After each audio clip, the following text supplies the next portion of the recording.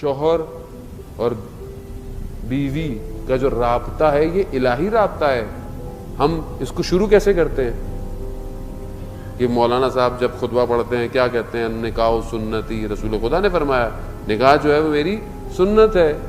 من رغبا، جو بھی اس سے دور ہوگا وہ مجھ سے نہیں ہے. تو ہم یہ کہہ کر سنت کرتے ہیں. اسلامی طریقے سے نکاح ہوتا ہے، انسان پڑھتا ہے، اس کے بعد اسلام کہیں اور چلا جاتا ہے، میاں بیوی کہیں اور چلے جاتے ہیں، اسلام وہاں سے غائب ہو جاتا ہے. لیکن آپ گھر کے اندر اسلام دیکھیں کہ شوہر اور بیوی کا جو رابطہ ہے وہ الہی رابطہ ہے. اگر ایک وائف گھر کے اندر خدا کی خاطر کھڑے ہو کر کوئی بھی کام کرتی ہے لیکن خدا کی خاطر کر رہی ہے، حدیث ہے اس کا ہر کام عبادت میں شمار ہوتا ہے. ہر کام عبادت میں شمار ہوتا ہے. عبادت ہے، ایسا نہیں ہے کہ کسی کے اوپر آسان ہے، خدا کی خاطر ہے. شوہر اگر رزق حلال کے لیے گھر سے باہر نکل رہا ہے اور حتیٰ اس میں مارا جائے تو روایت ہے کہ شہید مارا گیا ہے. خب یہ شوہر کی ذمہ داری ہے حلال لقمہ اس کو لے کر آنا.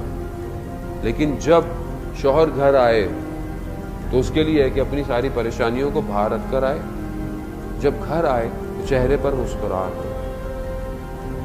اور بیوی کے لیے بھی کہ سارا دن کوئی بھی پریشانی ہو، جب شوہر گھر پر آئے تو اس کے لیے چہرے پر مسکراہٹ ہو. آپ اگر سکون کی جگہ گھر کو نہیں بنائیں گے تو یہ کہاں جائے گا؟ بہت سارے لوگ کہتے ہیں وہ گھر لیٹ جائیں گے نہیں. کیوں؟ کیونکہ اتنی زیادہ جو ہے وہ سوال جواب ہوتے ہیں، آدمی دور ہی رہتا ہے گھر سے. کیوں ایسا ہو گیا ہے؟ گھر سکون ہونا چاہیے، انسان کو محبت ہو اپنے گھر جانے سے. تو یہی وجہ ہے کہ یہ چیزیں آج ہم نہیں دے پاتے ہیں. ہم سکون کہاں ڈھونڈتے ہیں؟ مولانا صاحب تسبیح دے دیں، مولانا صاحب کو ذکر دے دیں، تعویذ دے دیں، یہ ساری چیزیں دے دیں. سکون آپ کے گھر میں ہے، عبادت آپ کے گھر میں ہے. گھر کو صحیح کیجئے. آپ کا گھر اگر صحیح ہوگا، آپ کے گھر میں قرآن کی تلاوت ہوگی. حدیث ہے کہ جس گھر میں قرآن کی تلاوت ہوتی ہے وہ گھر ملائکہ کے لیے ویسے چمکتا ہے جیسے ہمارے لیے آسمان میں تارے چمکتے ہیں. آپ اپنے گھر کو صحیح کریں، آپ کا گھر صحیح ہو جائے سب صحیح ہو جائے گا. آپ اس طرف توجہ دیں. عزیزان محترم، ہم صرف اگر مجلسوں میں بات سن کر چلے جائیں اور پریکٹیکلی امپلیمنٹ نہیں کریں تو فائدہ نہیں ہے. آپ اپنی زندگی میں لسٹ بنائیں، کہاں غلطیاں ہیں ان کو صحیح کریں. خدا کی طرف متوجہ ہوں. خدا کم رنگ ہو گیا ہے، فارسی کا ورڈ ہے کم رنگ، یعنی خدا ہماری زندگی میں اس طرح نہیں ہے جس طرح ہونا چاہیے. میں اللہ اکبر کرتا ہوں، نماز پڑھتا ہوں، میری نماز جو ہے وہ عادت کی نماز ہے، ہیبٹ ہے.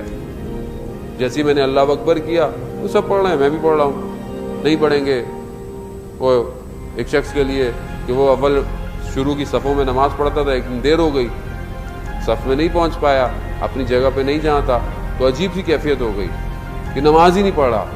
کیوں؟ کیونکہ خود وہاں نہیں پڑھ رہا. لوگ بولیں گے آج دیر سے آیا ہے، یعنی گویا وہ نماز خدا کی نہیں تھی، وہ نماز اس جگہ کی نماز تھی. کچھ لوگ ہوتے ہیں نا پہلے سے اپنی آگے کی جگہوں میں رکھ دیتے ہیں، بھئی یہاں تو کوئی اور نہیں بیٹھے گا. وہ مسجد ہے، اللہ کا گھر ہے، آپ کا گھر تھوڑی ہے. آپ آئیں پہلے آپ بیٹھ جائیں، دوسرا بیٹھ جائے. لیکن کچھ لوگوں نے آگے ہی بیٹھنا ہے. عزیزان محترم، اصل خدا کے لیے انسان اپنے آپ کو دیکھے. یہ بہت ساری چیزیں ہماری زندگی میں جو کٹ ڈاؤن ہو گئی ہیں، یہ ہماری زندگی میں عادت ہو گئی ہے. اگر یہ چھوٹ جائے تو آپ کو محسوس ہوگا کہ کیا یہ کام خدا کے لیے تھا. جہاں نفس کام کی مخالفت کرے وہیں سمجھ لے کہ انسان کو. آیت اللہ جواد ملکی تبریزی کے جو ملا حسین کلی ہمدانی کے شاگرد تھے، کہتے ہیں کہ میرے نفس نے کہا کہ وہ جو شخص طالب علم آتا ہے اس کے جوتوں کو سیدھا کرو، نفس صحیح ہوگا. تو نفس کو برا لگا تو پھر کہا کہ اب اس کے غلام کے بھی جوتے سیدھے کرو تو نفس صحیح ہوگا. کیونکہ انسان کا نفس اس کو یہ کام کرنے نہیں دیتا. انسان گھر کے اندر کیا ہے، کوئی بات ہو گئی تو میں کیوں اپنی زوجہ سے معافی مانگوں، میں مرد ہوں، میں کیوں معافی مانگوں، اس کی غلطی ہے، اس کو ایسے کرنا چاہیے. شیطان آپ کو اکسائے گا اور بھڑکائے گا. خوب ہے اگر انسان ایک سوری کہہ دے تو کیا فرق پڑتا ہے. انسان اگر تھوڑا سا درگزر کر جائے کیا فرق پڑتا ہے. یا سامنے خاتون بھی یہی کہے میں کیوں معافی مانگوں، میری کیوں غلطی ہے.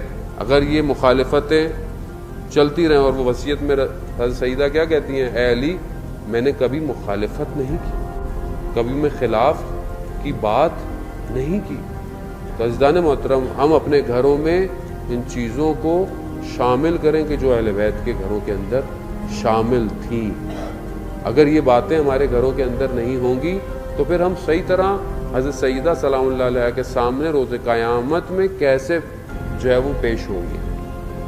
اور جبکہ ان کی خلقت، اہل بیت کی خلقت جو ہے وہ بہت پرانی خلقت ہے نا. اصل روایت ہے کہ حضرت آدم علیہ السلام نبی جب خدا نے ان کو بنایا جنت میں حضرت حوا کے ساتھ، تو انہوں نے دیکھا ایک خاتون کو کہ اس نور جو ہے وہ ان سے نکل رہا ہے، سر پہ ایک نور کا تاج ہے، 2 گوشوارے ہیں جو نور سے چمک رہے ہیں.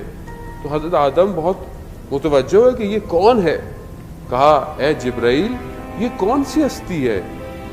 کہا یہ آپ کی اولاد میں سے جو رسول آئیں گے یہ ان کی بیٹی ہے.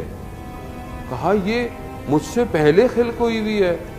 کہا یہ آپ کی خلقت سے 4000 سال پہلے خدا کے علم وجود میں یہ قائم تھے. تو یہ روایت میں نہیں دیکھا میں نے کہ یہ خلق تھے، بلکہ موجود تھے. کب تھے نہیں پتا. اب یہ 4000 سال کون سے سال ہیں ہم نہیں پتا، کیونکہ ظاہر سورج زمین چاند بعد میں بنے. یہ لائٹ ایئرز تھے، کون سے ایئر تھے؟ گویا یہ خلقت پہلے کی ہے. یہ خدا نے انہیں بشر کے لبادے میں ہماری ہدایت کے لیے بھیجا. اور اگر ہم ان کو اس طرح فالو نہیں کریں تو روز قیامت میں ہم ان کے آگے شرمندہ ہیں. عزیزان محترم ہم ان کے آگے کھڑے ہوئے جھکے ہوئے ہوں گے کہ ہم نے عمل اچھا نہیں کیا.